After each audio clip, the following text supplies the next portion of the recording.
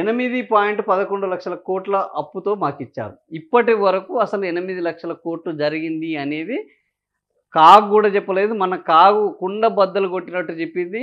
3.5 లక్షల కోట్ల రూపాయలు అప్పు జరిగింది. ఆ తర్వాత ఇప్పుడు మీరొచ్చిన తర్వాత 2.5 లక్షల కోట్ల అప్పు జరిగింది. ఈ అప్పు ఎందుకు జరిగింది? దీన్ని ఎక్కడ ఇన్వెస్ట్‌మెంట్ చేస్తున్నారు? రివర్సు ద్రవ్యోల్బణం నడుస్తున్నది. రివర్స్ ఇన్‌ఫ్లేషన్ మొదలైంది. ఇది భారతదేశంలో ఏ ఒక్క రాష్ట్రంలో గూడా ఇది లేదు. కేవలం తెలంగాణలోనే మెయిన్. భారతదేశంలో 2 ఏళ్లలో ఇంతగానో అప్పులు చేసిన రాష్ట్రం ఇంకొకటి లేదు. కేవలం తెలంగాణలోనే. భారతదేశంలో కార్పొరేషన్‌లను కూడా తనఖా పెట్టి కార్పొరేషన్‌లకు గ్యారంటీ ఇచ్చి అప్పులని ఎఫ్ఆర్‌బిఎం లిమిట్ దాటి ఈరోజు 20% ఎఫ్ఆర్‌బిఎం లిమిట్ ఉంటే 26.11% అప్పులను కార్పొరేషన్ల పేరు మీద అప్పులను తీసుకొచ్చింది ఎవరయ్యా అంటే భారతదేశం మొత్తంలో ఒకే ఒక తెలంగాణ. సో ఇవన్నీ నిజాలను పక్కన పెట్టి ఇంకా కూడా 8 లక్షల కోట్లు అప్పులు చేశారు అని వీళ్ళు ఇప్పుడు వాళ్ళు శ్వేతపత్రం ఇచ్చిన రోజు 6 లక్షల కోట్లు అని చెప్పారు. ఎవరు? బట్టి విక్రమార్క. ముఖ్యమంత్రి నిన్న 2 ఏళ్ళు కాగానే ఈ 2 లక్షల కోట్లు కూడా వాళ్ళ ఖాతాలోనే జమ చేసి 8 లక్షల కోట్లు అని చెప్తున్నారు.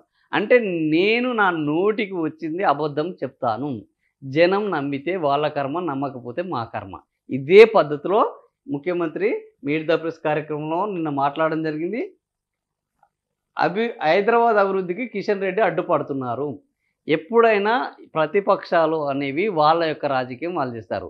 అధికార పక్షంలో ఉన్నవాళ్ళు ఈ ప్రతిపక్షాలు చేసే కుట్రలను తెలంగాణ రాకుండా కూడా అనేక కుట్రలు చేశారు. తెలంగాణ ఉద్యమంలో అసలు ఏ రోజు ముఖ్యమంత్రి రేవంత్ రెడ్డి పాల్గొన్న దాఖలా లేదు. తెలంగాణ ఉద్యమానికి మద్దతు ఇచ్చింది లేదు. పైగా తెలంగాణ ఉద్యమకారులను బెదిరించడం, తెలంగాణ రాష్ట్రం వచ్చిన తర్వాత కూడా తెలంగాణ రాష్ట్రాన్ని తెరలిజేయడానికి ఒక కుట్ర పన్ని ఆ ఓటుకు నోటు చోరీ కేసులో రెడ్ హ్యాండెడ్‌గా పట్టుబడ్డారు. అట్లాంటి ముఖ్యమంత్రి ఈరోజు ఏం మాట్లాడుతున్నారంటే మిగతా వాళ్ళు అడ్డుపడుతున్నారు, నేను అభివృద్ధి చేయలేకపోతున్నారు.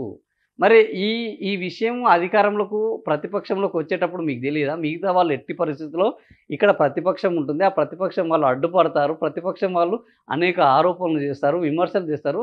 అధికార పక్షం చేయాల్సింది ఏంటి అంటే ప్రజలకు ఎన్నికల్లో ఇచ్చిన హామీలను నెరవేర్చడానికి వాళ్ళ దగ్గర వనరులను పెంచుకోవడము, ఆ వనరులను పెంచుకున్న తర్వాత జనాలకు వాటిని సమానంగా ప్రాధాన్యత ప్రకారం వాటిని పంపిణీ చేయడం. కానీ ముఖ్యమంత్రి రేవంత్ రెడ్డి వనరులను పెంచుకునే పరిస్థితి లేదు, పంపిణీ చేసే పరిస్థితి అంతకంటా లేదు.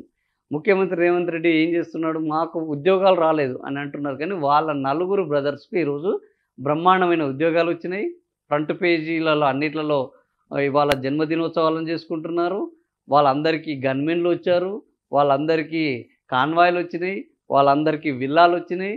వాళ్ళంతా రాజభోగాలను అనుభవిస్తున్నారు. ఎవరు మరి అనుభవించట్లేదు అంటే ఈ 2 లక్షల మంది ఏటా 2 లక్షల మంది అనేది గాలికి కొట్టుకుపోయింది. ఏటా 2 లక్షల మంది కాదు, ఇప్పుడు 2 ఏళ్లలో వీళ్ళు ఏటా 10,000 మందికి కూడా ఇవ్వలేదు. 2 లక్షలు పక్కన పెట్టండి, ఏటా 10,000 మందికి కూడా ఇవ్వలేదు.